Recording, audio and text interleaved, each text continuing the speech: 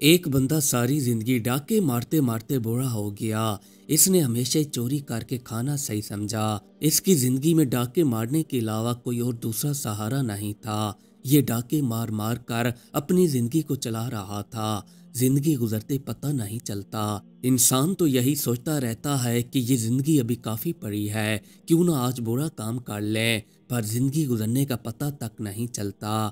بڑھاپا آ کر آپ کو گھیر لیتا ہے۔ اس کی بھی زندگی اب بڑھاپے کی طرف تیزی سے چلی جا رہی تھی۔ یہ کافی بوڑھا ہو چکا تھا۔ اس نے سوچا کہ اب میں چوری چکاری تو کر نہیں سکتا، تو کیوں نہ کوئی ایسا طریقہ اپنایا جائے جس سے باقی زندگی سکون سے گزر جائے۔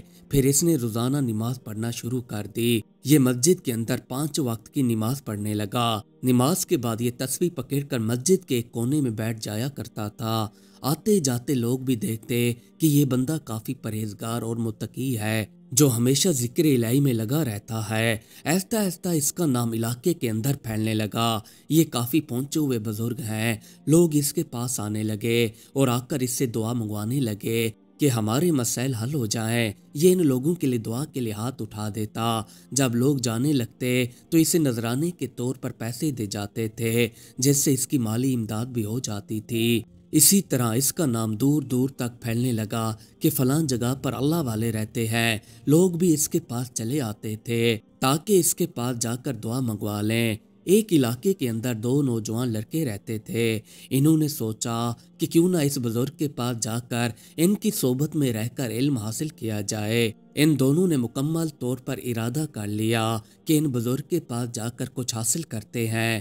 دور دراز کا سفر کر کے یہ ان بزرگ کے پاس چلے آئے اور آ کر ان سے کہنے لگے کہ ہم آپ کی بزرگی میں رہنا چاہتے ہیں۔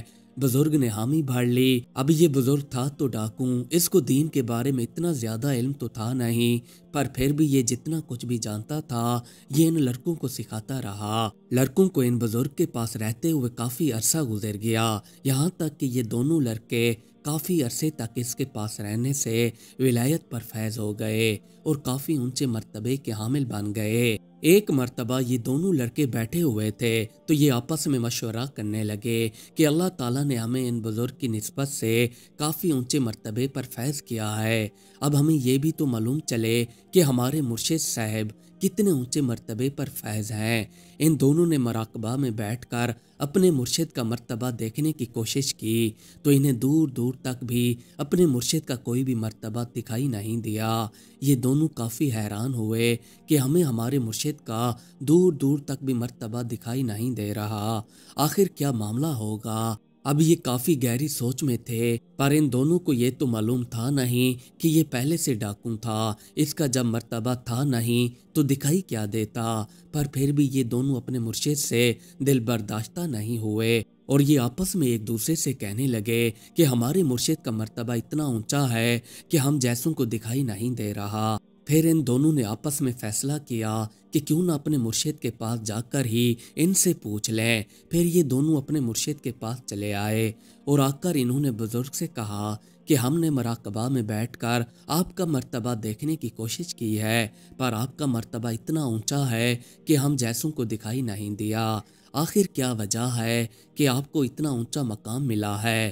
جب اس ڈاکو بزرگ نے ان دونوں لڑکوں کی یہ بات سنی تو زور زور سے رونے لگا اور کہنے لگا کہ ہائے، میں نے اپنی زندگی کو تباہ کر دیا۔ میں 2 نمبری والے طریقے پر چل کر اپنی ساری زندگی گزارتا رہا ہوں، یہاں تک کہ اب میں بوڑھا ہو گیا ہوں۔ اب میں آپ کو اپنی حقیقت بتاتا ہوں، مجھے کھانے پینے کا کوئی ذریعہ نظر نہیں آ رہا تھا، اس لیے میں نے سوچا کہ کیوں نہ مسجد کے اندر جا کر بیٹھ جاؤں اور لوگوں سے طیف حاصل کر کے اپنی زندگی چلا سکوں۔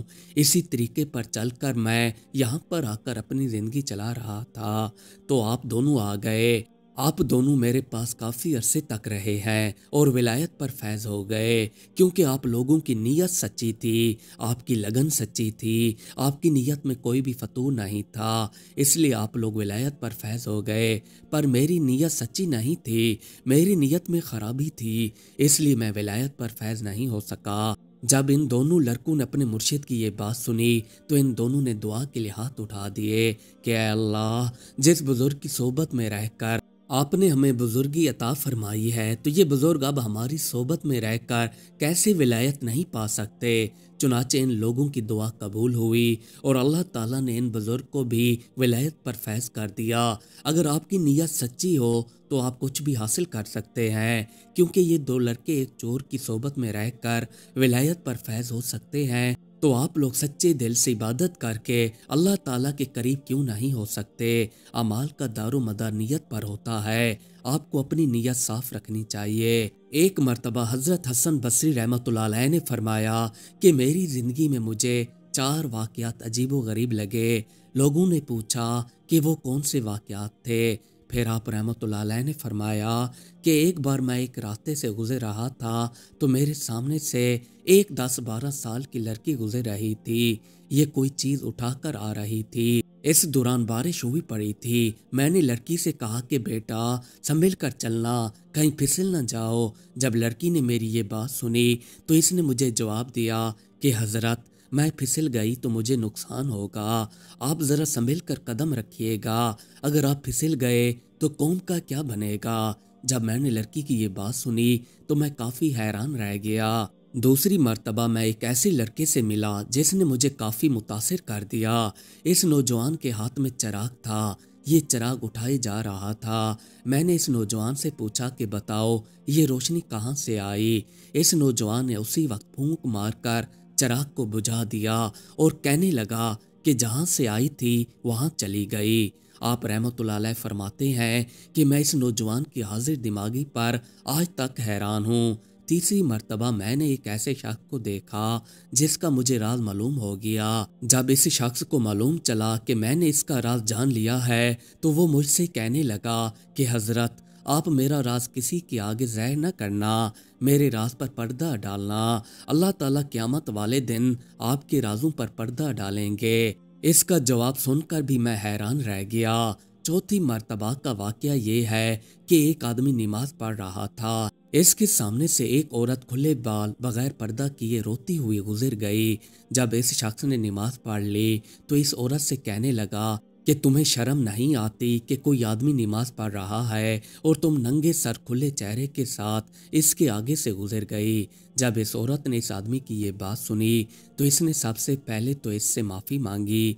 फिर इससे कहने लगी कि मुझे मेरे शौहर ने तलाक दे दी है, इसी वजह से मैं रो रही थी। मैं अपने शौहर की जुदाई में गमज़दा थी। मुझे पता ही नहीं चला कि आप नमाज पढ़ रहे थे और मैं आपके सामने से गुजर गई।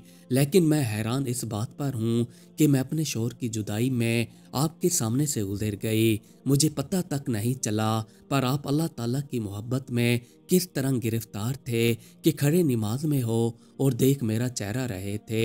हज़रत हसन बसरी रहमतुल्लाह अलैह फरमाते हैं कि इस औरत की मुझे ये बात आज तक याद है। बिल्कुल इसकी बात ठीक थी कि हम नमाज में खड़े होते हैं तो हमारे ख्यालात कभी किधर तो कभी किधर होते हैं। हमारी तवज्जो नमाज की तरफ बहुत ही कम होती है। अगर हम एक कमरे में नमाज पढ़ रहे होते हैं तो दूसरे कमरे में कोई बैठा बातें कर रहा होता है तो हम उसकी बातों की तरफ तवज्जो दे रहे होते हैं, जबकि होना ये चाहिए कि हमारी तवज्जो पूरी की पूरी नमाज पर होनी चाहिए, ना कि इनकी बातों पर। मज़ीद अच्छी अच्छी वीडियो देखने के लिए हमारे चैनल को सब्सक्राइब कर लें। शुक्रिया।